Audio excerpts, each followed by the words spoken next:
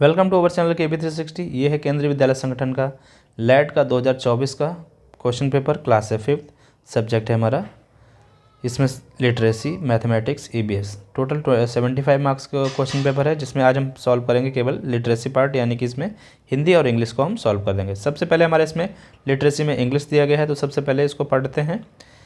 Answer the question based on passage. एक passage दिया गया है, इसको पढ़ना है और उसके बाद क्वेश्चन के आंसर देना है।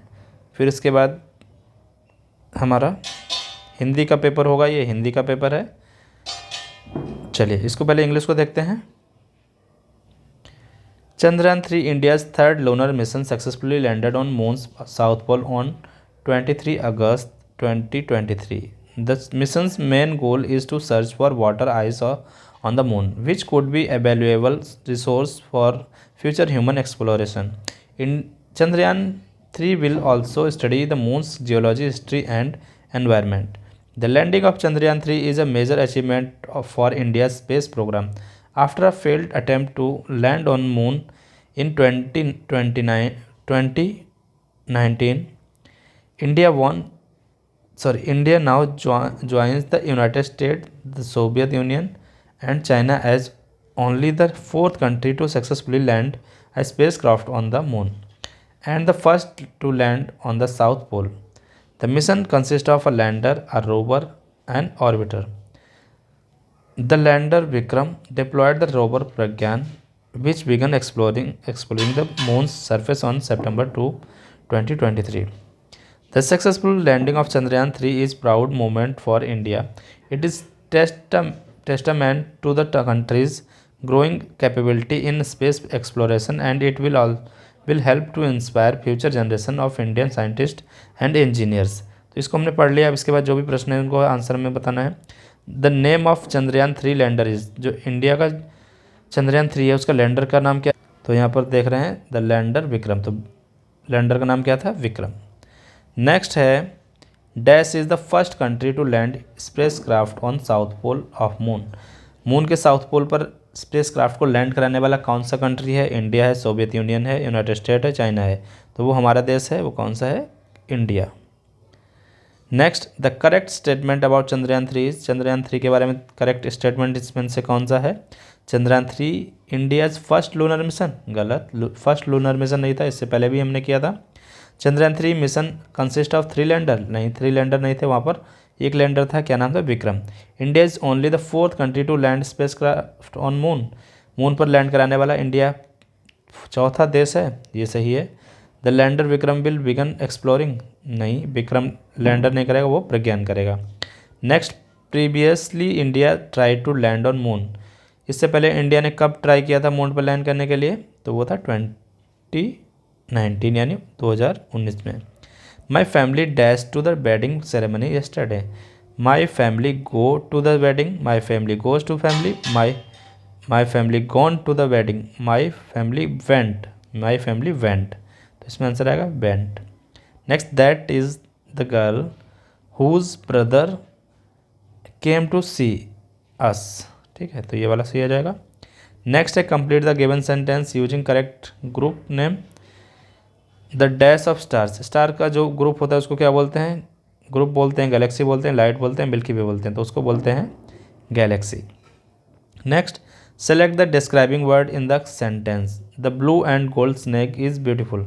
तो यहाँ पर स्नैक है, स्नैक की क्या है डिस्क्राइब किया गया उस किस किस तरह से? ब्लू है, गोल्ड है एंड ब्यूटीफुल। तो डिस्क्राइबिंग वर्ड कौन कौन से? ब्लू हो गया, गोल्ड हो गया, ब्यूटीफुल। सी पार्ट हमारा सही है। नेक्स्ट है rearrange the jumbled word to make a meaningful sentence. यहाँ पर fresh fruit, vegetable and sources are of and vitamins minerals, ये कुछ वर्ड्स दिए गए हैं जम्बल्ड, इनको हमें रीअरेंज करना है कि जिससे एक हमें क्या मिल जाए? एक कंप्लीट सेंटेंस मिल जाए मीनिंगफुल। तो इसमें हमारा कौन सा सही है? Fresh fruits and vegetables are sources of vitamin and minerals. Next है द करेक्टली पंक्चुएटेड सेंटेंस। इनमें से चारों में से कौन सा सेंटेंस करेक्टली पंक्चुएटेड है? You can travel to Indore from Lucknow by aeroplane, train और कार। तो यहाँ पर कॉमन नहीं लगा इसलिए गलत हो गया है। You can travel to Indore, Indore में देख रहे हैं आप कैपिटल आई होना चाहिए, गलत हो गया। You can travel to Indore from Lucknow by aeroplane, train और कार, तो ये सही है। You can travel to Indore from Lucknow by aeroplane train. ठीक है, तो ये यहाँ पर गलत हो गया। तो हमारा सही आंसर कौन सा है? थर्ड वाला C. A land with no vegetation is called, ऐसी वेजिटेशन मतलब लैंड जहाँ पर कोई वेजिटेशन ना, पेड़ पौधा ना हो, उसको क्या बोलते हैं? बैरन बोलते हैं। Next, tick the correctly spelled word. इसमें बिहेवियर की स्पेलिंग बतानी है और बिहेवियर की सही स्पेलिंग ये वाली है। Next, I will not go out today because I have to study for my test. तो यहाँ पर ये वाला बी सही है। नेक्स्ट, अब हिंदी पार्ट को देखते हैं। इसमें दिए गए गद्यांश को पढ़कर उत्तर दीजिए। 14 से 16 प्रश्न जो हैं इससे पूछे गए हैं। श्रीलंका हमारा सबसे नज़दीकी पड़ोसी देश है। यह हमारे देश के दक्षिण में स्थित है। यहाँ की जलवायु पूरे साल गर्म रहती है। कोलंबो यहाँ की राजधानी है, जो एक बंदरगाह भी है। पहाड़ियों से घिरा कैंडी एक पर्वतीय स्थल है। श्रीलंका के अधिकतर निवासी बौद्ध हैं। यहाँ पर हिंदू, मुसलमान और ईसाई भी रहते हैं। हमारे देश के महान शासक अशोक ने बौद्ध धर्म के प्रचार के लिए अपने बेटे महेंद्र और अपनी बेटी संघमित्रा को श्रीलंका भेजा। यहाँ के राष्ट्र ध्वज का रंग लाल है। श्रीलंका कहाँ स्थित है? हमारे देश के उत्तर में है? नहीं। हमारे देश के पश्चिम में? नहीं। हमारे देश के पूर्व में? नहीं। हमारे देश के दक्षिण में? सही है। श्रीलंका की जलवायु की विशेषता क्या है? यह पूरे साल गर्म रहती है। ठीक है। नेक्स्ट, अशोक ने अपने बेटे और बेटी को श्रीलंका किस लिए भेजा था? तो उसको बौद्ध धर्म का प्रचार करने के लिए उसने भेजा था। ये तो हमारे इससे प्रश्न का उत्तर हो गया। फिर आगे देखते हैं। सही विशेषता बताने वाला शब्द चुनिए। बंदर ने डैश केले खाए, तो बंदर ने लटक कर केले खाए, 5 केले खाए, पेड़ के केले खाए, हंसते हुए केले खाए। तो केले की विशेषता बतानी है। केले कैसे थे? कितने थे? 5 थे। तो ये इसको सही करेंगे हम। फिर कानून की नज़र में सबल और डैश सभी बराबर होते हैं। विलोम बताना है सबल का, तो सबल का विलोम हो जाएगा निर्बल। ठीक है, तो कानून की नज़र में सबल और निर्बल सभी बराबर हैं। कौन सा शब्द अपने वर्ग का सही पर्यायवाची नहीं है? तो नग, पर्वत, कानन, गिर। तो इसमें देख रहे हैं नग पहाड़ का, पर्वत पहाड़ का, गिर ये क्या है? पर्यायवाची है। लेकिन कानन किसका है? जंगल का। तो सबसे अलग कौन सा हो गया? कानन। अगला है, निम्नलिखित वाक्यांश के लिए सही विकल्प का चयन करो। जो किसी का पक्ष ना ले उसको क्या बोलते हैं? निष्पक्ष बोलते हैं, अजर बोलते हैं, दूरदर्शी बोलते हैं या अल्पज्ञ बोलते हैं। तो उसको बोलते हैं हम निष्पक्ष। उचित मुहावरे से रिक्त स्थान भरिए।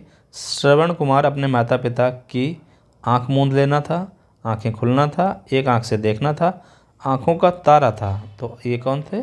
आंखों का तारा था। नीचे लिखे वाक्य में रेखांकित शब्द का अर्थ बताओ। रानी लक्ष्मीबाई योजना बनाकर कोर्ट से बाहर निकली।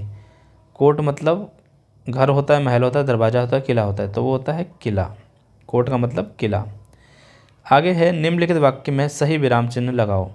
अरे इतनी धूप में आप बाहर क्यों खड़े हैं? तो अरे में ये आ जाएगा और यहाँ पर क्यों खड़े हैं इसलिए क्वेश्चन मार्क या प्रश्नवाचक चिन्ह आ जाएगा। तो हमारा आंसर ये वाला सही है।